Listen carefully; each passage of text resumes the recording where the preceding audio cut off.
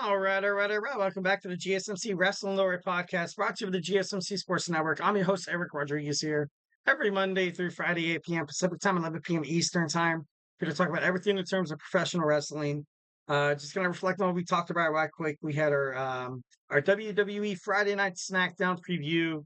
Obviously, it is their last, their last show before the biggest event in German history, the Bash of Berlin, which is kind of cool. Overseas, they pay attention to a lot of what WWE is doing. The UK, Jeddah, Saudi Arabia, Scotland, also Germany. They're the top people who watch WWE. So having a lot of superstars that come, a lot of people think that who's going to answer the USA Championship Open title match between LA Knight and a guest. You know, it could be John Cena. That would be pretty badass. For me, but John Cena, I don't think he's going to begin until he's like in like 2025 mode. But overall, I feel like it's open up right now. That's the kind of luxury. Maybe Logan Paul comes back. Maybe he finds a way to kind of, fight his way into the fray. But overall, I don't know. It's just kind of crazy. It's kind of crazy. All right, for now, we're going to jump on into my Thursday night wrestling review. We're going to talk about Ring of Honor first. TV live results. Mina Shirakawa going against Racheal Ellering. Mina Shirakawa will return to Ring of Honor on tonight's weekly Honor Club TV show against Racheal Ellering. It's Shirakawa's first Ring of Honor appearance since April's Supercard of Honor and her first Ring of Honor singles match. And, since a March win over Anna Jay, Ellinger is looking for a second straight victory. And victory against Anna Jay, that's something that's not really taken lightly. She's a great superstar. I thought this match was great. This match overall, I watched highlights. It was amazing.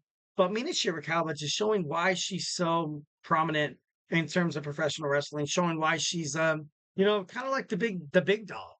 You know what I mean? Like she's fighting right now. She's kind of fighting demons. You're like, who am I going to support? Tony Storm or Mariah May? But overall, it's hard to decipher. It's hard to decipher. But right now, Mina Shirakawa is definitely one of the best women's wrestlers in the independent scene like Ring of Honor, TNA. So definitely hoping to see her kind of do things bigger, better moving forward.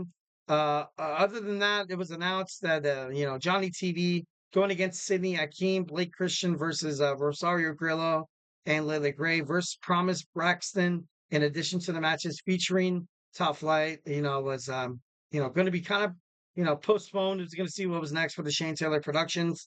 We saw a proven ground match between the Women's Ring of Honor World Champion Athena going against Aaliyah James. She defeated her, which not really a surprise because you have Athena kind of ruling ass absolutely everywhere, 1,010%.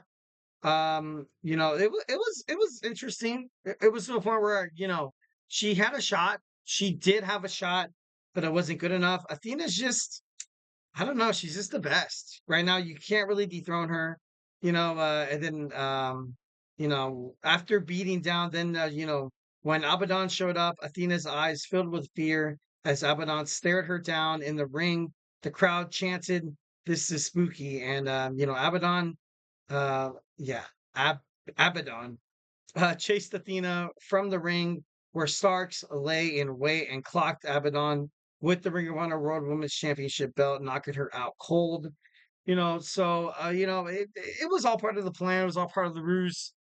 For me, I feel like Athena definitely has a lot of potential, a lot of potential. She's the longest reigning Ring of Honor World Women's Champion. In terms of the promotion in Ring of Honor, she's definitely, she has that it factor, which is great for her. I feel like overall, that's probably the best thing that, uh, that Ring of Honor could have is someone like her representing your brand. Obviously, I remember Athena when she was Ember Moon in WWE NXT, and she was still very much damn near impressive. No one can really take her down, but I don't know. This is spooky, Chan. A lot of people kind of pandering toward this October month coming up, and it's not even October yet. We're still in, we still have to face September. You have the White Six on Monday Night Raw. People be like, okay, I want to see some horror movie like film, this horror movie like promos, backstage, like It's not the same, man. Oh God. It's a lot of people have this misconception that it is the same, but it's in terms of wrestling fans who I've been a wrestling fan since the moment I could walk. And it's just I don't know. I just feel like it could be, it could be better. Johnny TV with Tower Valkyrie defeated Sidney Akeem. We also saw Lance Archer defeat Rev Pro undisputed British Women's Champion Mina Shirakawa defeated Racheal Ellering, like we talked about earlier. And also we saw Top Flight Darius and Dante in action. Andretti with Layla Gray defeat Ace of Space Academy, Ace of Space Academy, LSG, Colton Charles, and GMK. Action Andretti, I feel like is like one step closer to becoming like a full time superstar, becoming someone like kind of like a household name. Is he going to be the next person to challenge for the X Division Championship? Obviously, I'm still like I don't know, maybe. But I don't know. It's kind of moving forward. It should be pretty crazy. EJ Ndoku defeated Demi Diamond in a match. We also had the Dark Order. Evil Uno defeated Jacoby Watts and Nick Camarado. Premier athletes Josh Woods and Mark Sterling defeated Barrett Bruce. No, Barrett Brown, sorry. Layla Gray defeated Promise Braxton. Blake Christian defeated Rosario Grillo. Tomohiro Ishii defeated Ariya Daivari, which was kind of, it was great. He needed that bounce back after he lost on AEW Dynamite. So, obviously bringing some glory to the conglomeration. Ring of Honor Pure Championship match. We saw Lee Moriarty, the champion of St. Taylor Productions, defeated Angelico with Serpentico, which was, the Shane Taylor Productions essentially has kind of taken over Ring of Honor. So, maybe kind of looking forward to something bigger, better, and stronger than ever. But, overall, I just don't feel that I don't feel like the Shane Taylor Productions really have the juice enough to be like, look, like, go over, we could totally, kill these guys. But, I don't know. It just doesn't really make sense to me. Next, we have TNA Impact. TNA Impact. So, yeah, let's go ahead and talk about it. We have. Oh God, oh God. Why does this have to happen right now? Sorry, my notes are kind of going a little haywire here. If you have a iPhone, obviously you know what I'm, kind of what I'm talking about here. So overall, it was a great episode of TNA Impact. You saw a Spanish fly for the win for Speedball Speedball Bailey, which was kind of great for him. Gio Miller stood between Jordan Grace to talk about the match with Ash by Elegance. Like it created a lot of speculation saying that maybe Ash could possibly pull out the victory.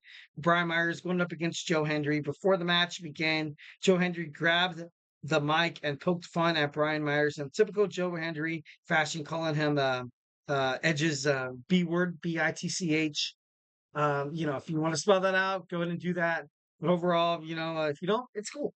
The match began with a cheap kick from Myers, and Hendry followed up with a jumping knee to face Cindy Myers into the corner, landed a huge stalling suplex and send him into the corner. Overall, you saw Joe Hendry was still very much impressive, very much impressive. Myers, he beat down Joe Hendry until the momentum when Myers went for a spear, but Hendry popped him up in the cutter, starting Myers up with punches. He connected with a huge follow-away slam and a massive clothesline, scoops up Myers for the standing ovation and picks up the victory. Joe Hendry is victorious, which is pretty badass. Love that. We saw Eddie Edwards lose to Mike Santana. Mike Santana is still, building up momentum with this match with the system. The system is basically almost dead, but overall, I guess there's still a chance. I guess there's still a chance. Matt Cardona gives an update about his injury, letting everybody know that he is not cleared to compete at Emergence, but has a mystery opponent for PCO at Emergence. That's always fun. That 1,010%. That's always fun. So I can guarantee something pretty awesome is going to happen. Obviously, you saw Frankie Kazarian. You saw Steve Macklin join commentary with Eric Young and Hammerstone. I think Hammerstone picked up the victory. I'm not too sure. Picked up the response 24 hours. Hammerstone defeated, Hammerstone defeated Eric Young. ABC and Coney Diener, against Jake something. Overall, it was a great match. And obviously, you have TNA Emergence tomorrow. Yeah, wait, tomorrow? Yeah, tomorrow. Damn. Holy crap, that's crazy. Time flies when you're having fun, right? But AJ Francis is, kind of in the rearview mirror here. And Rich Swann, a very close message, had a very clear message to TNA about the TNA World Tag Team Championships from Ace Austin and, Dashing Chris Bay at Dashing Chris Bay. But, overall, you saw ABC defeat Cody Deaner and Jake Something, which was actually pretty badass. I like that.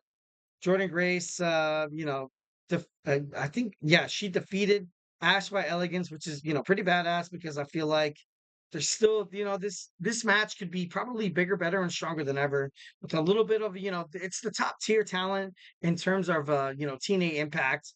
Definitely both of these superstars have what it takes to, kind of be the next one that he saw sit down between Nick Nemeth and his challenger, Josh Alexander. We're going to fight in a not a street fight, in a last man stand, not last man standing. Damn it. Iron Man match at Emergence on Friday. So I can't wait to watch that. It's gonna be super sick. So yeah. All right, let's go ahead and jump on into our third segment. We're gonna talk about Shane McMahon, maybe a possible AEW invasion. So yeah, before we get into any of that, I want to remind you guys to grab your favorite snack, your favorite drink. Also, show me what you're working with. Show me what you work with. Give me some chats. Give me some chats. Definitely 1,010% want to make sure this podcast gives you guys an open arsenal, also an open, kind of invitation to kind of give me what you guys have to think. I'm going to answer. I have Izek Delgado's chat. We're going to talk about when we come back. So, hey, do not go anywhere.